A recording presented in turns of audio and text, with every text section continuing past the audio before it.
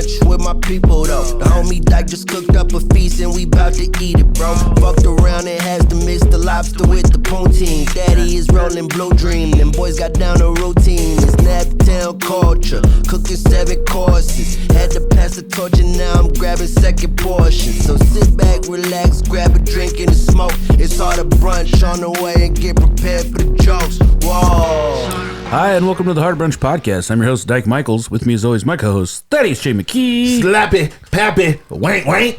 On the ones and twos, the wheels of steel, the sauce boss of Indianapolis, and the last bespoke dragon. Give it up for Zach Roan, everybody. Still saucing it. And a very special returning champion. Back with us in studio from Culinary Crossroads, Larry Dickerson. Welcome back to the program.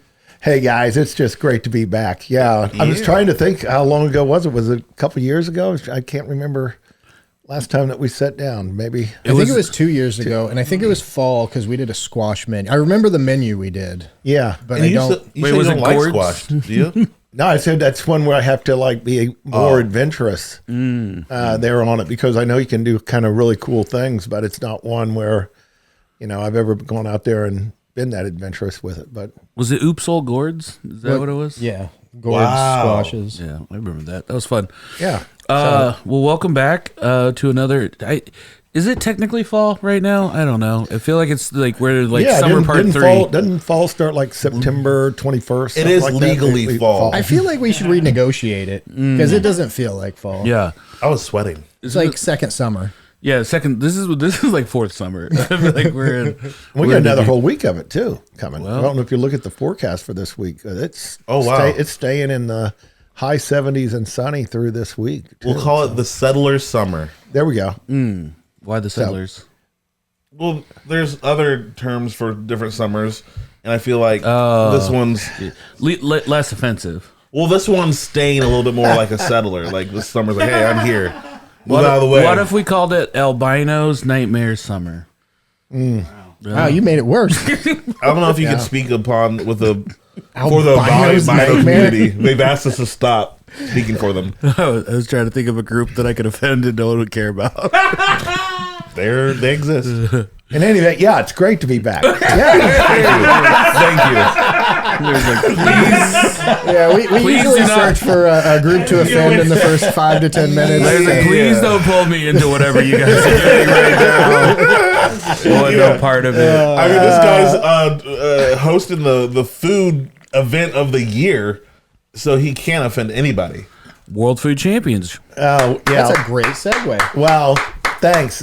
Look, I'm going to get a chance like everybody else to go out there and consume that product. And I will tell you you heard me talk about it a couple years ago and you hear more and more folks talk about it. And if you talk with the Team Indiana folks who've seen it and experienced it, it's one thing to hear about it. It's another thing when it's going to be coming here. When you think, 1,500 home cooks, professional chefs, professional barbecue teams. You say 1,500? Yeah, between like 400 teams that have 3 or 4 folks on their team because you'll have the competitor and then they'll have their sous there that are with them. Wow. And 12 categories, 20 contestants in each one of those categories.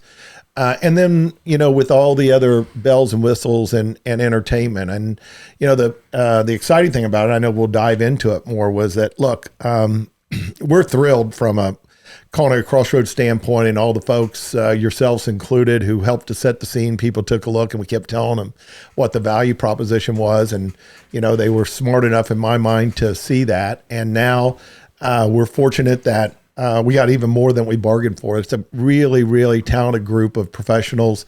You now have Mike McLeod, the guy who founded it. And then you have the new influx of the leadership from the IMG and the Endeavor folks there that have made the investment in it. And so, they're working on building out a global brand and have Indianapolis and Indiana as sort of the platform for it. And, our value proposition to them and the others that spoke to them was to say, look, love what you're doing. They want to make the American Idol for food sports. It's what they want to do. They have the wherewithal and the knowledge, experience, financial capability to do that. And we said to them, look, if you're going to do that, 2 things we think are important. One is You don't have to worry about your base operation, that you can come in here. You have those institutional talents, whether it's Visit Indy, the State Fairgrounds, IDDC, Team Indiana, the things that we're doing, the airport, et cetera. And they'll take care so that you can go be aggressive because they're out on all these different fronts. So that helps you on the short term, and in the mid and the long term, you can't outgrow us. You know, you can't make anything that is too big for Indianapolis and Indiana. You know, we host Olympic swim trials. We hold Super Bowls. You know, we're by definition, the sports corp is where champions are crowned. So, you know, what we've done is get out of their way. They come in there. They have the ability to have those dialogues and develop those relationships individually, which they need to do. And we use it from a Culinary Crossroads standpoint of saying, okay, mission accomplished, right? Right. We had 5 years. Talk about your show being on 5 years. It was 5 years to the month when they come in of walking on the grounds at Dallas with Lieutenant Governor Crouch on the first afternoon, and her saying, as you remember me telling you, saying, why isn't this in Indianapolis? And we have been like a dog on a bone since that time through a pandemic. So that's really, really exciting. So now we can let them come in, bring their talent and their energies. They know how to go and grow that. And we start thinking about what the next chapter is here for the state and what the next chapter is for Culinary Crossroads. Can you go back a little bit for maybe some of our listeners that have no context or frame of reference what World Food Championships is? Could you break it down kind of in a more simple terms? Sure. We've been having food sports competition forever and a day. Everybody's had chili cook-offs. Everybody's had best burger, steak contests. Think about that in 12 different categories. Baking contest. You know, the Indiana State Fair has sort of a World Food Championships type setup because you come in there and everybody brings in all their product. Right. So what the World Food Champion does is takes that basic idea of saying, get these women and men in particular areas of expertise and get them together and set ground rules that they have to compete around. So they come in, and what they do is they put that structure in place. So with the World Food Championships, you'll come out there, you'll have 20 contestants that are supposed to make a burger, and on the initial challenge that they all have to use the same product, and then they have to put their recipe in as at what they're going to do with that product, and they have to use some core elements with it. It's 90 minutes that they have, so they set it up for that night. Somebody said, well, why would it take 90 minutes to make a burger? It doesn't take that long. But with all the different things that they're looking to execute, they're going to use some type of a bacon jam there with it, or they're going to saute onions, or they're going to do this, that, and the other and take place. And they have set rules in terms of you can't start cooking until this time. And then they get it to the end where there's a turn-in period, and you can't turn in until 10 minutes left. And so they have to take this burger, if you will, set it up to 6 different portions, plate it, and then deliver it then during that 10-minute window. And they have to go down a particular trail, a red carpeted trail, and set that down in front and put it in front of the judges. And out of those 20, 15 of them won't even start going over there until there's like 3 or 4 minutes. Oh, yeah. So they've got to take it over there and put it down there, and you have these chefferees. So imagine that you're watching this, and in between, the game has all these different elements. I'll give you a great way, I think, for your listeners to think about it. A lot of people wouldn't necessarily know what's going on a hockey rink or on a soccer field or a game of football without somebody sort of describing, like, you don't see it, but these are the things that are happening. And I think that's one of the things that people are going to really enjoy because they're going to go up there and they're going to see all the things that have to be done in order to get to it. When they judge it, so they use what they call the EAT methodology. So did they execute what they said they were going to do? Does it have an appearance that has a really good appearance? And the last one, T, does it taste good? What does it taste good? So that's and again, see that on 12 different times. So when people come out to the State Fairgrounds, the Indiana Farm Bureau Center there, which is a phenomenal facility. When I've had conversations with the folks from WFC, and I think they've seen this, is we look at somebody to come in there for 3 hours. And when they come in there for 3 hours, they'll get a chance to see at least 1, 2, or 3 of those competitions. There's 6 of them on Saturday and 6 of them on Sunday. So when you come in, you'll get a chance to see the beginning and end of at least 2 or 3 of those. So when they get started, and then they're going to surround that by, imagine a food festival and entertainment. They're going to have a kids zone. They're going to have different sponsors that are going to have samplings of everything. They're going to have a taste of the WFC where you can go there, and they're going to have 12 different chefs that are going to be preparing items. So you're going to come in and just get immersed into this for that period of time, which I think people are going to find it to be very exciting. So anyone that likes food or is food adjacent, or if you've even eaten food, if you've ever said the word food, I think the people that really like things like MasterChef and stuff like that, like if you like watching these food, this is a chance to actually be there and be part of it and soak it all up and also support Team Indiana. Yeah, and this is all approachable foods. Right. They these are people, when you come in, you're going to look at them there and say, oh, okay, that's a home cook. Or look at the diversity of people, young, old, women, men, whole, the whole 9 yards. Ugly, good looking, slovenly. But yeah. And also from the local standpoint, this Team Indiana, which you'll see there in the hat, this was a hat actually that we created when we went down there for the first year. So this is 5 years old. Listeners and me, how can I buy that hat? Because I want to rock that hat. We need to order a bunch of them so that we can have them. So this is one that we had made 5 years ago, and so we can make a bunch of them. I'd rock it. Yeah. We've got some other ones in terms of some consumer facing that I'll get to you guys. You can share with folks called, enjoy the crossroads, experience the crossroads. Because this is, kind of institutional, right? Shows the state, has all these kind of things there. But the consumer side of it is that going back to, we are the culinary crossroads of America. The people, products, places, and services that define our state. Which is kind of like a ripoff of the old saying, right? Absolutely. We're the crossroads of America, right? Indianapolis is, right? Yeah. And I think, who said that? Taft? It was President Taft. President Taft was, I think I'm making this up. I think I may have made up my cosign. But like, because you had to get to any state, to get to Michigan, to get to the West Coast, East Coast, you had to go through Indianapolis, right? Right, and the interstate system too set that up. I mean, if you look at all the major interstates that come through here in terms of the crossroads, you go to everywhere around the country. Yeah. By if you're coming in here on 74 or 70 or 69, all those different 65. You can go from Chicago down to the Alabama Gulf Coast. Just turn Washington left Street's right there, and it goes right through everything. Yeah. But with the crossovers, they also say it would be a flyover, or you just would pass through. And the whole idea behind it is says, no, you don't. This is a destination. This is a place where you really want to come here and have some wonderful, wonderful experiences on the culinary side. And as we were talking earlier today, whether it was beyond comedy or music or other things that we have here, that sort of getting people to take another look at not just Indianapolis, but the entire state.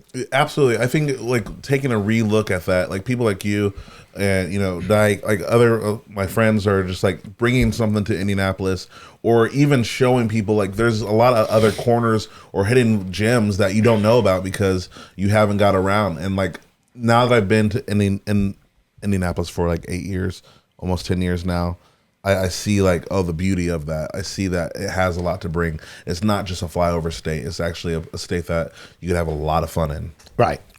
Well, and one of the things that I feel this about both our food scene and about comedy, I feel like there's a lot more that people realize is going on here. And any way that we can like help shine a light on that and get people, because I feel like there's a lot of people like when you start being like, hey, there's actually this and this cool thing, they're like, oh man, that's great. I didn't even hear about that, and like getting that information to the people and like, actually there's, I feel like we're at an abundance of amazing chefs and amazing, cool, fun culinary stuff that's going on. Comedians.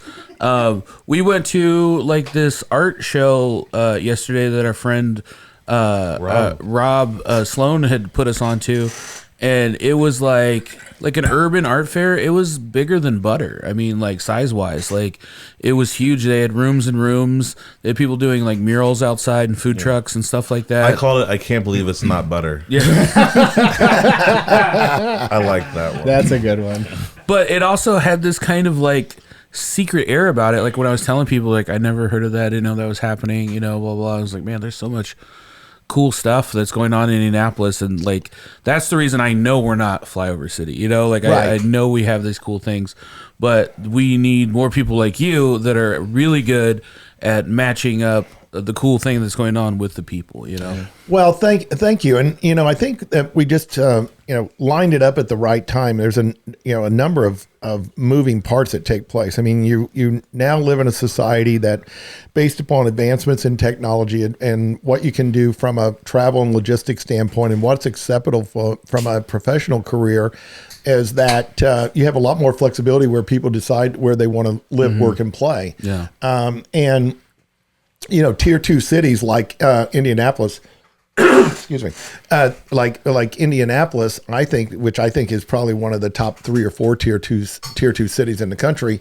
you get a chance to go on the offense, you know, and that's one of the things when we started working on this, and some of those Team Indiana folks like Craig Baker and Teron Cummings and Cindy Hawkins, when I was back here 7 or 8 years ago, that scene had already started. You know, you can go back to, you know, Neil and Greg Hardesty and Brooks and all those folks, and they were doing, and there were ones even before that time. But, you know, Baker and Cindy and the others there were saying, you know, we need to shine a light on that. And there's certain things that you can do with ad hoc events, and just talk about the event that you saw yesterday or various events that Visit Indy would do. They come in here. They're always great, but what happens is, you know, how do you keep water in the sponge? And where's our narrative that you can take and put a megaphone on those things that are already taking place, or light a fire for ones that haven't and want to go out and do things. And that was the whole idea, and has always been the whole idea about Culinary Crossroads. Is by design, it's a brand, and it's an aggregator of content. And, you know, while we're really, really excited, I'm very excited, and those who have been involved with us excited about the World Food Championships. That's a big pelt, and a lot of people need to feel very good about the Team Indiana folks that helped to make it happen. You know, members of the administration, private sector folks, ourselves included there, but they're coming here, and that's great. But one of the things that I think is equally as exciting, and you guys have been part of it, is that you guys have been involved. You've been doing Harder Brunch. You're doing the other events. We've seen that and supported that, and you know how to take that and run with it and go out and grow it. Thank you. And we could tell that same story with Team Indiana. You know, when we were fortunate that the core group of Team Indiana was there, and we needed a coming out of the block opportunity. And they were going to this thing called the World Food Championships. So it's like, okay, this gets it. We can talk about the people. We talk about Indiana products. We can talk about the places that they come from, all of our services, and we can go tell those stories.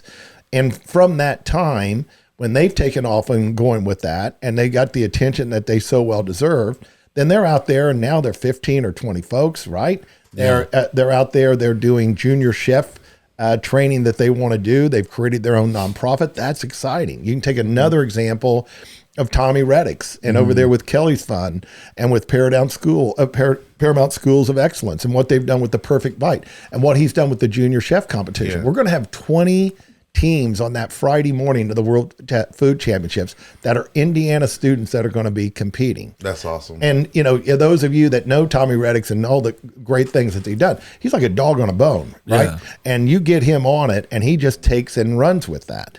Similarly, we've worked very closely from the get-go with Ivy Tech Community College, and specifically their culinary program. And Sue Elsperman, who is their president, who got on board when we brought the final table there, they have 19 campuses. They have 6 of those that have culinary programs, and they're getting ready very soon to where they're going to go from being just a culinary program to where they're going to establish it as its own culinary school. So they've had the energy, and they've been bringing that together, and they're going to be one of the sponsors and underwriter. We're very, very helpful for getting the World Food Championships here. And then there's a potential really great partnership that the World Food Championships folks will get with the leadership from Ivy Tech. And imagine down the road something along the lines of, you know, they have the school for food sports competition training. That could happen. Those are all the things. And I bring those up because that's really the beauty of when you have an overarching brand like Culinary Crossroads is getting it into all those entities, seeing the ones that take it and run with that, and then they take off and they flourish from it. We've done 6 or 7 on the road dinners where we take that model we have for the spring dinners, and one of those has been, we've done 2 years, be getting ready to do our 3rd year down in New Albany in southern Indiana. From one of those first dinners that we had, there's a school down there, Prosser, which has a high school program. There's an Ivy Tech campus that doesn't have a culinary program, but understands the importance of it. And they went out there, and now they have a program between Prosser and Ivy Tech that these kids can earn credits towards their culinary degree working in those programs. Those conversations, I say that not to be boastful, those conversations started from when we did an on-the-road dinner and those entities came together. See, that's what we get really psyched about. That's what I'm talking about. The conversations across the table and like, hey, what can we do? And that's kind of how meat cakes, started out. Like, hey, what can we do with a bunch of meat? How can I make Zach look like a fool? Right. And how did that work out for you? It's a long game, actually. It's a long game. We're still getting there. Yeah, but you have taken that. You've taken it with the meat cakes, right? We've seen that over the last 3 years. This last year, the energy level that's with that. Here's my only. Oh, sorry. No. I'm just saying it's wonderful. That's a classic example of where when you light one of these and then they take off, and then there's year in, year out, it's rinse and repeat, right? That's the beauty of it when you have those type of programs. And then the other part of that then is to get that in a form to where you can put that out in front of people, not just here in Indy, not around Indiana, but around the country. And that's what Culinary Crossroads has really sort of always been about. Absolutely. Here's my problem with the food scene. All right, I want to talk a little shit about the food scene. This is my favorite part. Yeah. Too bougie.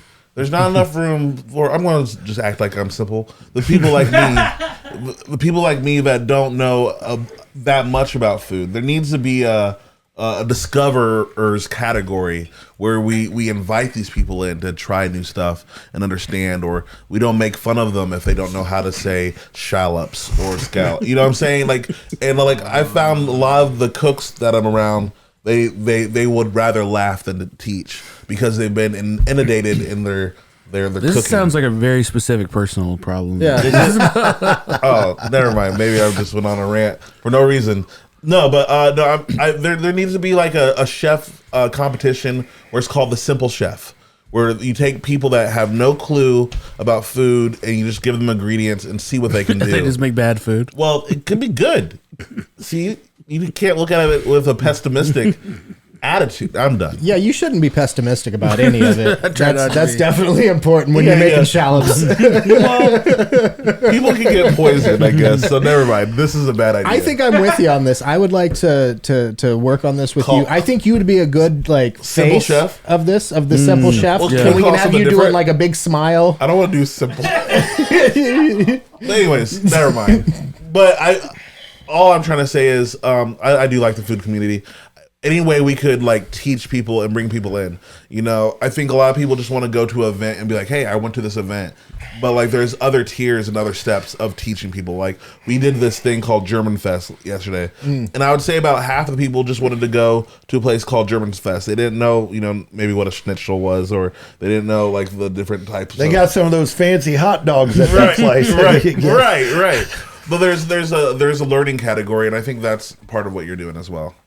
Yeah, and I would use that as I think we do need to try to facilitate for Hoosiers to go out there and get a little bit more adventurous, but also but also to your point of getting the chefs to go ahead and say, look, if you like X, Y, and Z, then give this a try. One of the things I probably mentioned this before with you, when we do the spring dinner series, right? We do it for 4 weeks, 3 different chefs. We never give out the menu. You buy in without knowing what the menu's coming. Because our theory has been, I'm not going to give you the opportunity that is just going to say no, because if it says salmon, you automatically just dismiss. Yeah. Real quick, people are going to ask this question. What about allergies? How do you navigate around that? We will always have a vegetarian option. Oh, okay. But you have to leave your allergies at But the you door. leave your allergies at the You door. leave your shellfish at the door. You know, I mean, we try to be. If somebody, we'll tell them what's in it, and I guess that's not going to work for you. But you know, we're not going in there to if we have 90 people to where you're going to have 9 or 11 different individuals. Yeah. Because I don't at the like end of the dill. day- You know, Can you take the dill. dill out of makes me this? sneeze. Yeah. Or I'm what not it- a big fan of long pig. Yeah. I'll tell you a quick funny story on that series, and we had John Brooks for your listeners that are out there with Beholder. And I think it's suffice to say, John gets pretty adventurous in what he puts out onto into his menu. Yeah. And Wait, you did long pig? pardon me. Okay, no. No, he did beef heart. Oh.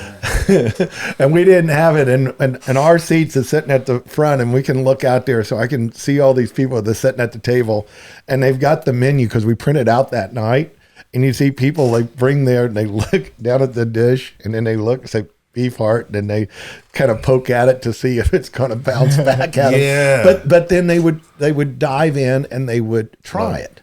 And I think that one of the things that, you know, we have to do, getting back to the issue of how do you get to be more friendly and more approachable, is that we have to give on both sides. Yeah. You know, we've got to get folks to understand and say, just go in there. Just try it. And there's going to be a protein that you're going to like.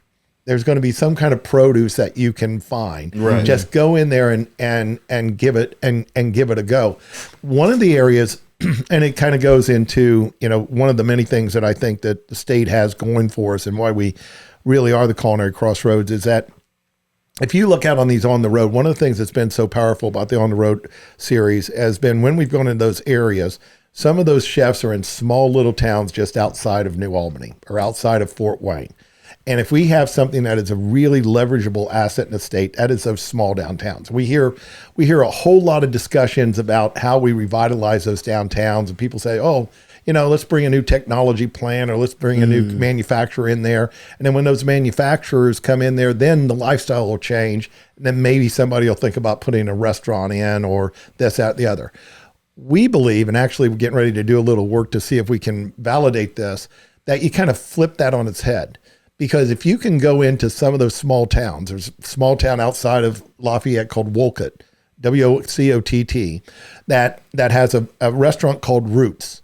And it's owned by local folks that are in there, and they're making those basic foods, but you can also go in there and just get great new things that they haven't tried before. And if you look at our outline areas, the Westfields, the Fortvilles, all those different areas, what's driving and changing the dynamic there is that you've had some restaurateurs that have gone there and plopped themselves down. Westfield's a great example of Westfield that. is a great example, right? And our argument is down the road, sort of things that we work on, you know, now the WFC is coming in here, is how you go in there and you look at all of those assets that we have there. And you think about if you want to have wonderful Petri dishes where you could get some of the most talented people in the country and say, hey, you know what? You can come in here to Indianapolis. You can get to anywhere in the state in 2.5 to 3 hours. There's people that can drive out there. It'd take you 50 minutes to drive somewhere from Chicago to come into town or this, that, and the other. You can go out of here and have this experience. And by the way, you can have access to the proteins and the produces that are feeding the world and have it right there at your doorstep. And folks like Piazza Produce or the other there can bring that product to you. That's where we are, you know, and I think one of the things that's so exciting, besides the fact that you rinse and repeat with the World Food Championships, is that we're going to have some of those individual chefs that are going to be here. We're going to have some of those sponsors that are going to be here. That story is something that we want to make sure is always told, because that's where I think we go and why Culinary Crossroads is so important for the state. You can tell that Larry used to work in tourism, because like after that I was like, I want to move to Indiana. Lafayette sounds amazing. Let me get up there. Yeah. Let's take a quick commercial break and we'll be right back. Okay. This week on the After Brunch Podcast.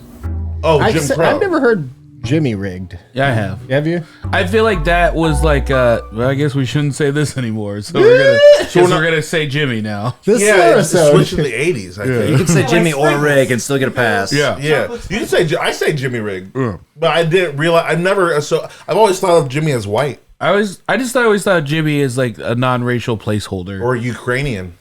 Well, like, like when I was a kid, I know we've talked about this before, but when I was a kid, we used to play a game that later got renamed to Ding Dong Ditch, but that's not what it was called when I was a kid.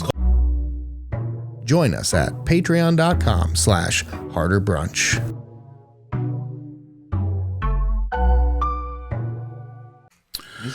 We're back after that Tinker Coffee break. Tinker Coffee, longtime sponsor of Harder Brunch. You can take it on the road now. That's really where I'm at with it. My only complaint was every time I leave town, I go to a state that I'm traveling for comedy, and I don't have delicious coffee in the hotel when I get there. Now they actually have to go either freeze dried coffee or there's like the steepable coffee, so you can take Tinker Coffee. Are you a big coffee drinker? Yes, we started off every day. I love to have a little bit of coffee. My significant other, Jenny, she doesn't. I don't know she starts breathing until after she has her first cup of coffee. And to your point there on when you go out to hotels or you're staying, Yeah. that's one of the biggest things that she checks out right off the bat is what are they going to have here? Is it any good? Can I figure out how it works? It's one of the things I feel like as far like being a person who went to culinary school and has worked in the industry, sometimes people are like, oh, like I don't want to cook for you. I'm sure your tastes are so exquisite. They're like, no, I went to culinary school because I love food, obviously, and I love eating and drinking stuff that other people make for me. However, when it comes to coffee, I have been ruined. Tinker Coffee has made me bougie when it comes to coffee. So other people shouldn't make you coffee.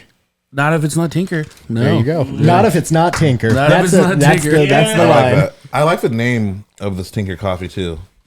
Conduit? Because like you put this in your cup and then you can do it. You love it. Don't lie, you love it. It's a good one. It's a good one. Woo!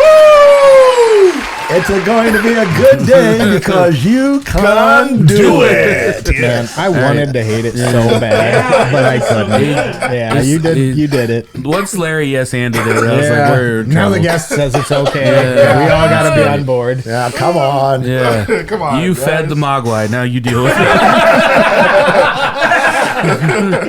it. So Larry, we've had you on here before, and I was listening back to part of the interview, and we were talking a lot about kind of your jobs that you had before Culinary Crossroads.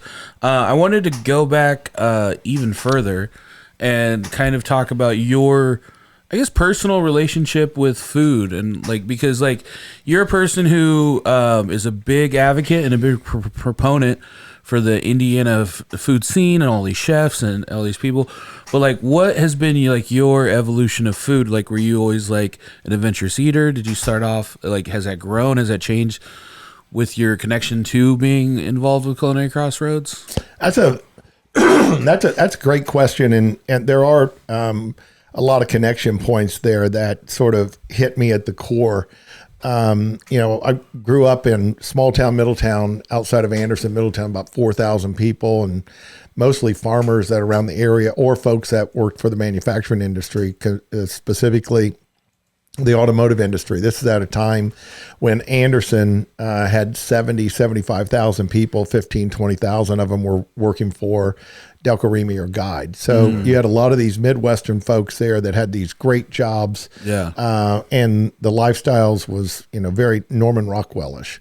And the things that I grew up with in my world was with, in my own household, but that would be like, those workers were my mom and dad. My dad was a skilled tradesman. My mom was a line worker. And you'd have set up during the week that says, okay, at some point, when's the rotation for the Swiss steak, cube steak, pork chops, hamburgers, those items there. But going to both of my grandparents that were that pre-generation, and my grandfather had brought his family up from Kentucky and came up to Anderson to chase those jobs.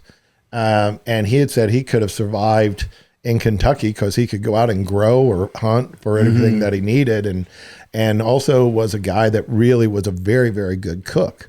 So I've got, I can close my eyes right now and go in there at any particular time. On that stove would be a cast iron skillet and a pan there. Then, they were making homemade green beans because he canned from his garden that was there. And a couple different times it may have actually been squirrel because they'd been out eating, but it was like chicken and stuff. So just that core sort of meat and potatoes and salads and everything that was there were memories that I had. Now, along those same lines, day in, day out, though, we were there to where it was, canned green beans, or I never even thought anything about eating salmon because the salmon, that was salmon cakes that came out of canned salmon like that. And I'd never known that. And I didn't really get any real exposure to what that next level, not bougie, but the next level of what real cooking and fine foods were until I was up at school at General Motors Institute. And I had a chance to go overseas for a 6-week program and got exposed to some of that European cuisine, and I'd be a little bit adventurous. And then we'd go to banquets or dinners that'd be out there and like, what's it? That's salmon? This is awesome. Oh, that's what Brussels sprouts are. Oh, those things are really, really good, but they were still core elements of the things that you like, but you had a chance to see it. So that was an impact that sort of influenced me. And then I wasn't afraid to want to cook and enjoyed cooking. And so, being married for 20 years and with our boys living up in Michigan at the time, one great way that I always enjoyed entertaining was to say, let them all come here and I'll cook. Yeah. Nice, because then it's like, what the environment is, you're having fun there with it. You have the benefit of sort of serving folks. So I really enjoyed cooking from the service side of it. Yeah. And then the third element, as you know, I found my way into, tourism marketing and working with state tourism organizations and Convention and Visitors Bureau. And so a core component of that is what's going to be offered for people when they're out at restaurants. And so you ended up working with restaurateurs and chefs and all those items. And I just really, really love the culture of that community, because all those same elements that we're talking about, that is constant amongst those, as you know, that are out there. They want to serve. They like the enjoyment of delivering good products and experiences to folks. So those have all been sort of the motivational side for me.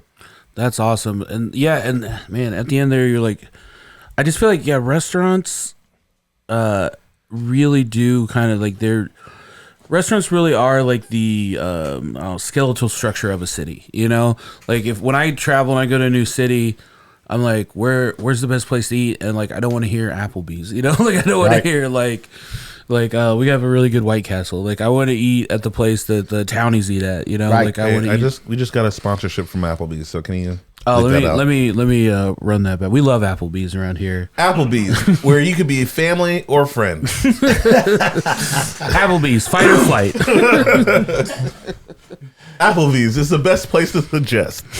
Isn't that baby back ribs? Yeah, Barry White used to be doing stuff like that. I think those Chili's. Those Chili's. Well, Chili's, baby back. that sponsor yet? Applebee's. Not yet. They said the hard no. Chili's. I had this thing with Thad and our friend Gwen, where I really wanted to try to kind of ironically revisit some of those old chain restaurants, because they do have a certain nostalgic quality and place in my mind, and I don't frequent them very much. Right. So I was like, oh, let's go to Applebee's and we'll have some Dollaritas. And like I remember like working at like a TGI Fridays like when I was in my early 20s, and it's just like they're real. Like I remember them having this like real aggressive like business, like all these like meetings right before service, and we're gonna go out, we're gonna do this, and it was like, everything has an acronym. Yes, but there's something about the corporate chain that I was just like, well, at least we're gonna get this great service, right? Right. And so we went there, and it was a complete shit show. Like it was just like they were out of everything. The main reason we went there was for Dollaritas. We don't have that. Well, is Dollaritas even a thing, Casey? Can you look that up? Is Dollaritas?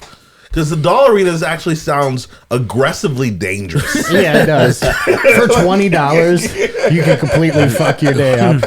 Well, Yeah. I think part of it is that they don't put that much alcohol in it. Oh, like so you're getting screwed. It's a bad drink, yeah. But then we followed that up by going to Outback, and that was something that as a kid I remember. Like Outback always seemed like a little high end, Yes. like it was like, Yeah. oh, family doesn't have enough money to go to Outback, so we went to Outback, and I remember my friend Gwen ordered a steak, and they were like, oh, we're out of that steak, and it wasn't, but like it was like the temperature. She ordered something medium. She goes, we're out of medium steaks. And we were like, well, what? Medium rare steaks is off the table. They were just like, yeah, they didn't have any medium rare or medium steaks. She goes, all they have is well and well done. Which doesn't make sense to me. Like I've ran that back in my head a couple times. I don't get it. And that is how we found out that at Outback they don't actually cook their steaks on the grill. No, they don't have grills. They don't have grills. They come in pre-seared and then they heat them to temp. Oh, you just ruined my day. Yeah. Because I used to love going to Outback all the time. yeah. I mean, and I don't know if this is in all of them because I'm sure Yeah. that different. But I did have a friend in culinary school who went to work in an Outback, and he was interviewing there, and he's like, "Hey, where are the grills?" And they're like, "Well, we don't use those." Right. Yeah. Right. Well, you were getting back to, you were talking about, the restaurants and the chefs that are in there. They really are the ambassadors of the community when you think when you think about it, right? And they step up, and you've probably heard me on my get up on the podium and talk about, we always make a point of compensating the chefs for all the events, and we're very adamant about anytime that there's a philanthropic organization and they say they're going to have a dinner and they're going to feature a chef. I think it's ludicrous if they don't pay that chef because they're the talent. Oh, I know Some they people don't. don't. I know, and those same folks that are out there that go and do it, they will continue to do it because they care about the community, but they're not really happy about it. Yeah. And that's been a game changer. And I think that is going back to where we want to double down, because if you want to bring things along there, if you can connect to where, think about when communities, you would have the guy who used to have the service station. You could go to Norm Days and get everything fixed, right? Or you could go to this place for get your insurance. Or you could go to the butcher. And a lot of those have been commoditized, and we don't have the personality with it. When you think about a restaurant, it really does give somebody in there that is out there representing what that city stands for. And one of the exciting things that when we've done the on the road dinners is matching up all those different players. We get Ivy Tech because they have one of their 19 campuses or one of their 6 culinary schools around the area, so they're in the room.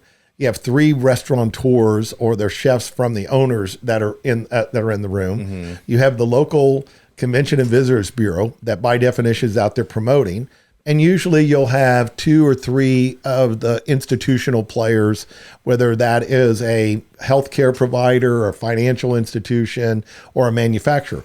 And they all come in there together, and you realize that all of them are saying, yeah, this really is important. This whole thing of lifestyle is important, but everybody is so immersed in their day-to-day activity, they lose sight of the fact that says, yeah, if we can get that message out, then we understand that really is part of the formula, and we sort of like take that for granted. Mm-hmm. But if you're not purposeful in trying to make that happen, it doesn't happen. And that's been one of the things that now with having the World Food Championships here, then you can take that and leverage that to the next level. Yeah, that's the blueprint. You just laid it down for them. That's the blueprint. It is the blueprint. And it's a blueprint that our job has been basically to be a facilitator of it. Mm-hmm. I think one of the things that we get challenged with, and I could see why, because I get pretty fired up on the things that I believe in. So we're coming in there blowing and going, and everybody thinks, well, Culinary Crossroads wants to have its hand and control it. No, we don't really want to do that at all. But we know sometimes that energy is what you need, and then you take it and they take off from there. Mm. And that's where I think that we hope that we have. For example, with the World Food Championships here, now food sports competition, and now Visit Indy is getting to know the folks from the World Food Championship, and they were really helpful. They helped on it.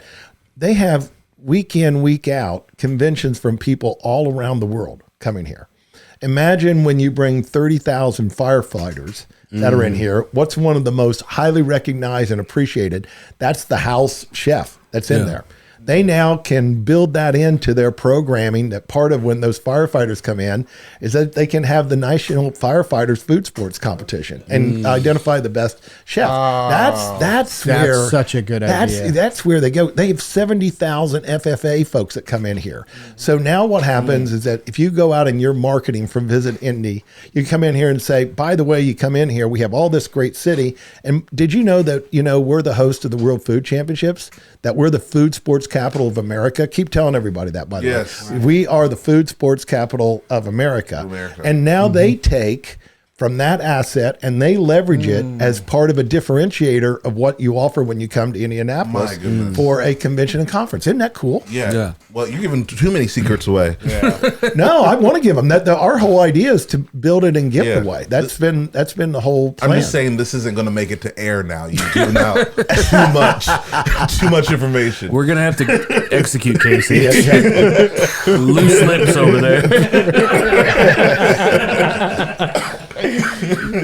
I'm just kidding. We were gonna do that anyway.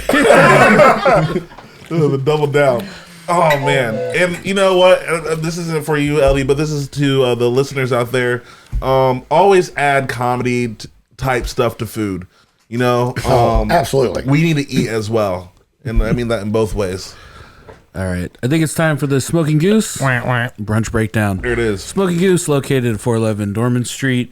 They have a great freezer sale going on always. Go in there, get a box loaded up full of with kitchen sink sausage, salami kato, all kinds of great stuff. Get yourself a nice rabbit terrine. Not bad. Not terrible. That didn't suck. Not bad means very good. Smoking Goose is, I call it, it's like a cheat code, because you have this product that's... It's a meat cheat. It's meat cheat. It's ready to go. You pop it down on any kind of like charcuterie board. We got the holidays coming up, approaching on us. If you really want to show up your uncle, that just puts bologna and cheese cubes on a board. Stop at Smoking Goose. Pick you up something. And I would like to say one more thing about Smoking Goose. The guy that owns this and runs this is a great chef, so he knows about food. Chris Ely, yeah. Mm-hmm. Chris and Molly have been phenomenal. Just tell you, actually, when you go back to Culinary Crossroads, Chris was one of the first guys that I sat down with and said, "Hey, we're going to go do this," and he stepped up to help. And he was one of the guys that I had a conversation with. I go about compensating the chefs. Yeah, and we were having conversations. I said, "What are some of the things that we should be thinking about?" He said, "You got to do something about this whole idea of they can't just keep asking us all the time and not think that somewhere along the line they need to be compensated." Right. Yeah. And he's such a great ambassador. Yeah, and that is that's one of the things that we love talking about, because he hits on that, both the people and the product side of it there. It's incredible what they've done. Yes, absolutely. Let's talk about the brunch today. For LD, we wanted to. The theme was kind of wanted to kind of get back to the roots of just some classic brunch staples, but with a bit of elevation to it. So I always forget the order. What was the first course? Chicken salad. Oh yeah, the top hat chicken salad. Chicken salad. There you go. The top hat chicken salad was something that I made, and we were talking earlier about salmon. It's like chicken salad was something that I always thought was just real boring. Right. Just real that was like something you ate on the go that your mom made or somebody had left over from something. It was never something to be excited about. It's all ground up, sort of like this mush. Yeah. A lot of times then when you get chunky, that was like. I also feel like chicken salad's one of those divisive things between chefs and the population. Because I feel like every chef turns their nose up at chicken salad, but every customer, especially in the Midwest, loves it. And so nobody ever wants to make it, but if you do, then everybody's going to love it. Yeah, call it a different name. It's basically just cold chicken with grapes. Right? Yep, there we go. And somebody spilled the mayonnaise. Yeah. Oops, who spilled the mayonnaise? But it's good. But yeah, I feel like there was like the first time I had it on like put it on a croissant, and actually it was something that's always like kind of been traditionally bland to me. Like it just wasn't very flavorful. So like just adding spice to it, taking care of it, just putting some love in it, and there was like this chef was kind of like walking me through it, and I was just like, oh, like you can do that. And I remember having this idea in culinary, or this thought in culinary school, like you could do this with anything, like you can make anything good, you know. and so I don't know. Then when I was the brunch chef at Blackacre, we were coming through different ideas, and I was like, yeah, I want to do this amazing chicken salad. And everybody kind of looked at me like I was crazy, like because there was only one offering for the week, so it was just like, yeah, if people don't want this, they're just gonna leave. And like I was like, no, this is gonna be really good. This is like fancy chicken salad. And then everyone just made fun of me and called it top hat chicken salad. They're like, oh, Dyke's fancy top hat chicken salad. Let's see. And then everyone had it and they liked it. And then it was just like, when are you making that top hat chicken salad again? So that was fun. And then just like some. I was like, keep it simple, keep it light, but also just like there's something about just like freshly made chips, you know. There's just potato, salt, pepper. Awesome. And then you went in on the hash afterwards. Kind of a classic hash, and with a kind of a Korean marinated steak on the top of it.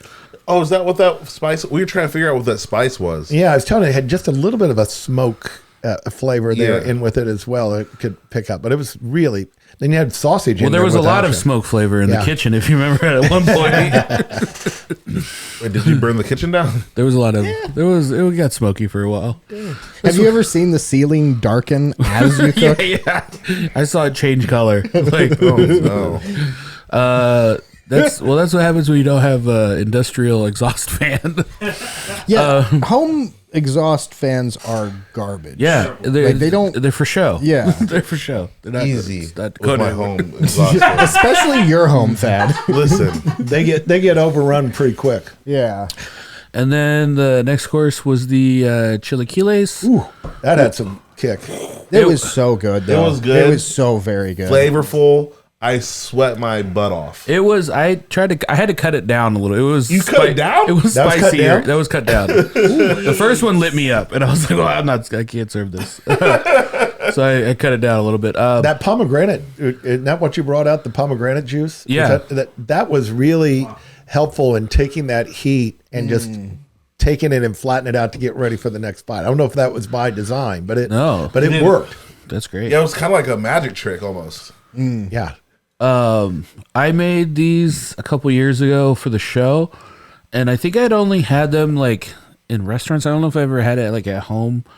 And I remember Chef Bridget Horan Purcell said that Peace be upon her. That she was like, you can't, because I had just the chips, and then the sauce was just kind of like laid on some of the chips, Like nachos? yeah, like nachos, exactly like nachos.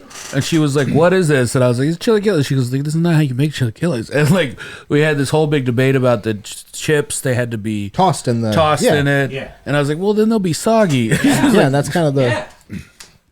So I did it the right way this time. So the chips are supposed to be soggy. Yes. Yes. There needs to be a better word for soggy, because soggy is always given as like a negative connotation. Tossed in sauce. Yeah, I just think. damp food. Moist, damp. I don't know. There needs to be a better Sopped. adjective. I think you say tossed in You can sauce. only go so far with moist. Floppy. Yeah. Yeah. I think you say sauce chips. Sloppy. And then I had then the the dessert. dessert, Yeah, yeah. I had the dessert. I made what I called a gâteau de petit déjeuner, which translates to breakfast cake. I made a cake and infused it with a coffee syrup. I put bacon jam in between the layers and then used some of the bacon fat to make the buttercream frosting. Then on top, I made a stack of buttermilk pancakes, put some Fruity Pebbles around the outside, and then poured some maple syrup all over it. I needed to know. I was eating this and I was like, this is hitting different. And I was like, not in a bad way, but I was like, I can't. My brain couldn't put its finger on what I was flavors are tasting. coming? Yeah, and so that's why I was like, what? And then when you said bacon jam, it all came together because I was like, oh yeah, there's this savoriness to it that I can't figure out what it is. And it went completely through it, right? You could that bacon jam. You could just Yeah, I taste put it that between the pancake layers too. Yeah. Oh, you put it in between the pancake Yeah. layers. I didn't realize Yeah. that. Because I think the bacon jam's my favorite part of that. I got you. Yeah. It was had like it was like a party of flavors. It was like, hey guys, come on in. I tried to fit as many breakfast concepts into a cake as I could. As one, yeah. Yeah. Did you have a favorite, Anna? You know, I thought that I love the hash. I mean, I He's just like, loved it. I hated all of it. No. I'm trying to think of all of without sounding like, oh, I thought they all were great. Like, Yeah. which they were, but I'm just down. I like the hash because I start thinking about that both in terms of one of those meals where when you create it today and it's really good, you don't want to get rid of that because the next morning you can bring that back. Oh yeah. And it's even better. And it's also reminds me of like when you'd had some elements and you finished and you say, man, what can I do with what's still in there? Yeah. And bring that back and have those flavors. That's one of the things that I thought was really good about that when you looked at the sausages with the potatoes and the meat, everything there together there with it. I thought that was really powerful. I think that's probably, if I had like the one dish that I've eaten the most in my entire life, it's probably like what's in the fridge hash, you know, like just putting stuff together and like, all right, I got some some sort of protein. I got a potato or a sweet potato here, you know, like let's just make a hash out of it. And reminds me at home. I like to cook. I'm a layman on it, but I like to cook, and we do that with just Jenny and I, the two of us. I sort of take the responsibility for being the chef, and she's the sous and the helper there on it. And she's a really good partner in all of it, but. We'll cook a lot of stuff. Like if we do like a pork loin, right? We'll go ahead and cook extra that we know that we don't need because we're gonna have stir fry the next night. We're gonna take that with it, so I'm a big believer in terms of like you start with one, and then it's the gift that keeps on giving for a couple days after that. What's your specialty or what's your like go to as a home cook? You know, it's nothing. It's another overly involved. I like to do pasta dishes. I like to play around. I like feta stuffed meatballs and pasta that'll make, and then you'll take it with a mix of meats of some veal and lamb there that you have there with it, and then pine nuts and olives, and then you just take those chunks of feta and put that in there. That's one I really like. Like a Greek meatball, like a Greek that sounds meatball. amazing. What's that meatball swimming in? It's usually just a little bit of. We'll take like chicken broth afterwards, or with onions there that we'll have, and just get that down as a sauce. There, Okay. With it. So garlic and oil mostly. Don't try to get too much on the red sauce. Man, I want to do some meatballs with like some gazpacho. You know what I'm saying, and just like let that dance in that. Yeah. What's your go-to, Dyke? Man, my go to that I cook around here.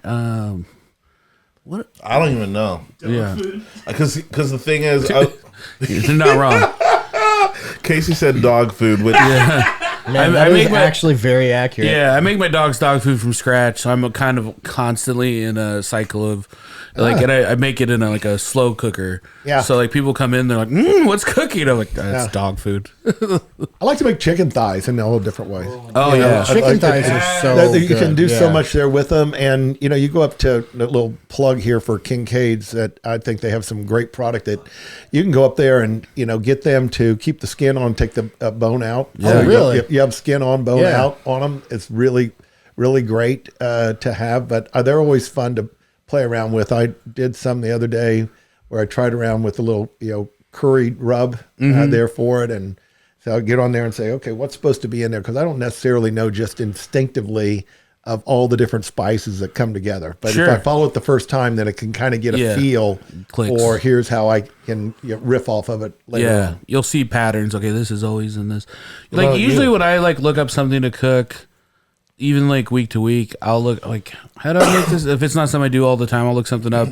and I'll look at 5 different recipes, and I'll see what's common amongst all Do of an them. average of Yeah, them. yeah. Yeah, Like, all right, all these recipes have these things, but only 2 of them have this. Like, and then play around with it. And I'll go pick it up, and on my phone in one of my little folders, I've got the recipe side. So I've probably got 50 or 60 of them over the last 2 or 3 years to where I get them and then put them in there and go back there and get at it. And getting back to, getting folks to be a little bit more adventurous. Yeah, we'll have a lot of our friends that aren't overly adventurous. Yeah.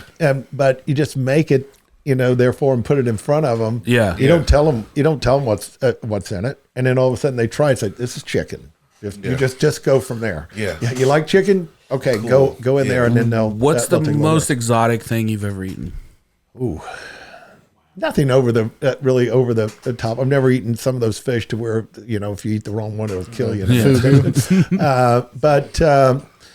But nothing over adventurous. I mean, Like how about brains you? or anything like that? Oh, Or- yeah. I guess maybe.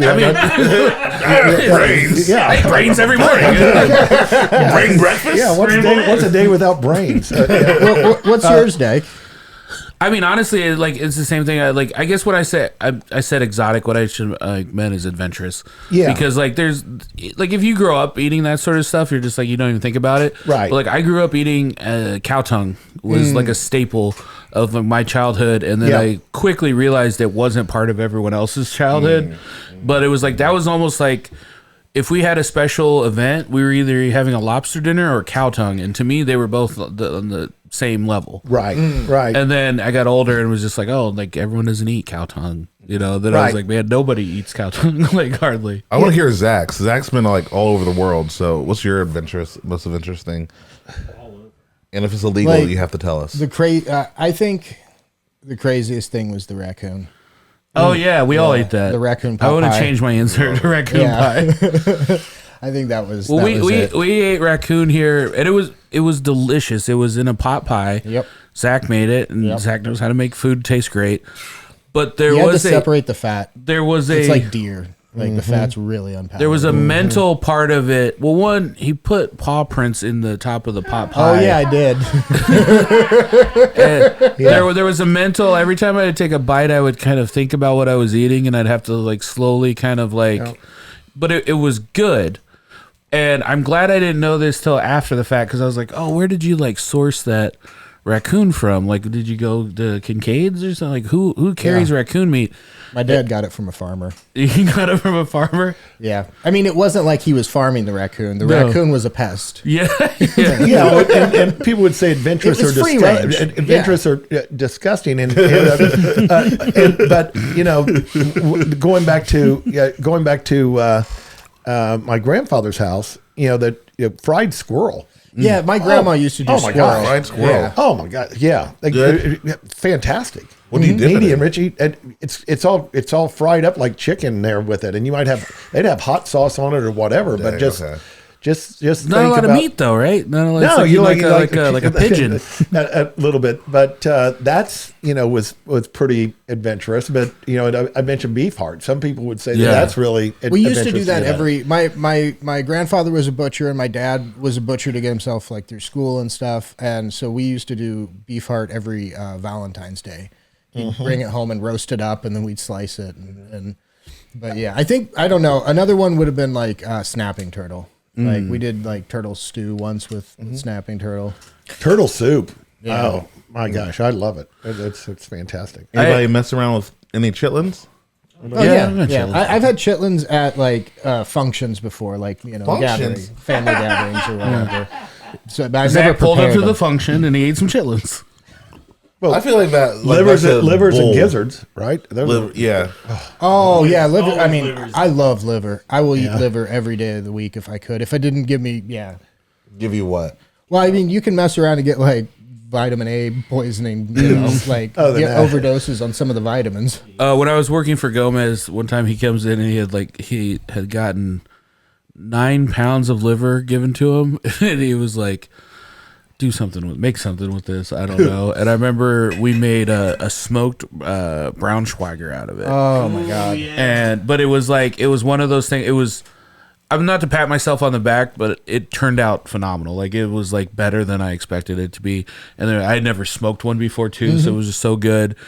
And then it was the most difficult thing to sell because what people are like Braunschweiger, I don't even know what that is. So nobody would order it. Yeah. And I think we had to change the name of it to like German meat or something, like German burger or something like that. And then everybody's like, yeah, I'll take one of those. We had one guy that came in and he apparently spends half his time in Germany. And he's like, I've never had anything like this in the States before. Like, oh my God, this is great. But everyone else was like, I don't know what that is. Like we had to rename it. It's my mother-in-law loves Braunschweiger. Like I love it too. Yeah. But I understand when people don't like organ meat. Yeah. Like I get it. I had a friend, Steve Ruby. I mean, he's still alive. But like, Not your he just not friends. Not friends. But he introduced me to like he was really into like eating offal, and it would be like his excitement for it would get me excited to try new things like offal. Okay. So it would be like Sweetbreads. yeah, I'd be like, hey, I got this. So he was like, hey, he was like, I got this bag of duck hearts. He was like, why don't you, because I was in culinary school, so he's like, why don't you come over and we'll play around and figure out something to do with it. And I was like, okay. And the whole time I'm going over there, I'm like, what am I going to do with these duck hearts? Yeah. And I remember we sat around and had opened up a couple of bottles of good craft beer. And then we ended up like deep frying them. And it was like, I think we deep fried and stuffed some of them with like, some sort of goat cheese or something, and I was like, "This is phenomenal!" Like I remember being like, "This is I don't understand why this isn't on a menu somewhere." But the same person who half hour ago was like kind of leery about eating duck hearts, and I'm just like smashing them. So, well, I think it goes with not necessarily on the exquisite, but just getting back to the idea of being a little bit more adventurous. Just go one additional step. Right. Mm-hmm. And have confidence that if you go to that restaurant and you kind of tell them what it is that you like and you're willing to go, do that, then you'll come away from there saying, man, that was really pretty good. And it's not just us here in Indiana. We think it's anywhere, right? Sure. We were talking at lunch that depending on geographically where you live, you get conditioned to certain things that says, oh, this is really good. And other people say, I don't know how you eat this. What is this? What you would have down on the southern coast or what you'd have on the east coast or what you may have up in the northwest. And here, people, it's hard to break out of those habits. Yeah, people turn their nose up to goat. I'm like, goat is pretty good. Yeah, goat's great. Oh, yeah, like it's just the name. I've always had trouble with like people outside of the U.S. and biscuits and gravy. Like it, and I get it. Like so they think it means cookies and gravy or something. Well, no, not just that, but like gravies are always brown, like outside of the U.S. And then the idea of putting a bunch of gravy on a piece of bread and eating that as breakfast, it looks like throw up. Okay. Can you drop a beat for me there, Zach? One more time, Larry. Thank you for being on the program. Let's get the last plug out there for World Food Championships and everything that you got going on for Culinary Crossroads. Yeah, well, one for Veterans Day weekend. I think your listeners out there take an opportunity to go out there. I would suggest that Saturday and Sunday are the best days where you can go in there and just get really immersed into it. You'll thank everybody here for going out there to it. I think from the Culinary Crossroads standpoint and just back to the World Food Championships, I would suggest that, one of the things that we've been telling to all the different folks is that you're going to have an opportunity to meet people that you never would have had a chance to meet before and be ready for those opportunities. I think, one of the things that when we've been talking with the WFC folks is this isn't the culmination, this is the launch pad. And then the last thing from a Culinary Crossroads standpoint, and you guys will be seeing it, significant change will come from this. Like we said, there's going to be new relationships that WFC is going to cultivate.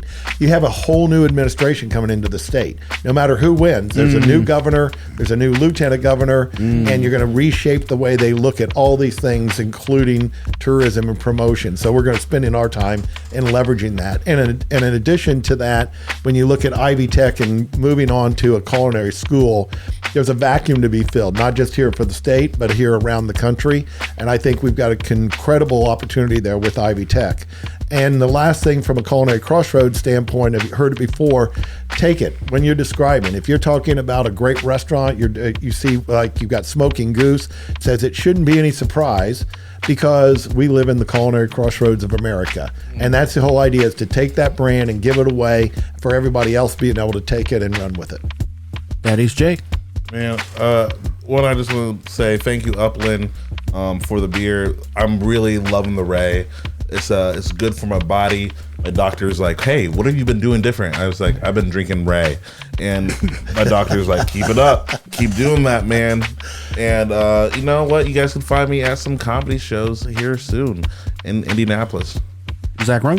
You can find me at Zach_Roan, talking about how I'm proud to be part of the food sports capital of America. Casey Campbell. You can find me on Instagram sharing my new recipe for squirrel meat karage, and just enjoying Indiana. I'm Dyke Michaels across all social media. Thank you guys for listening. And remember when Larry said cheferie? I love the term cheferie. I couldn't let that slide for the whole I episode. heard Cindy say it, but I've loved it. He ever slipped since. it right in there. Nobody said anything. I was like, we gotta make note of this. All right, thank you guys for listening so much, and we'll see you next time. Bye bye. See y'all.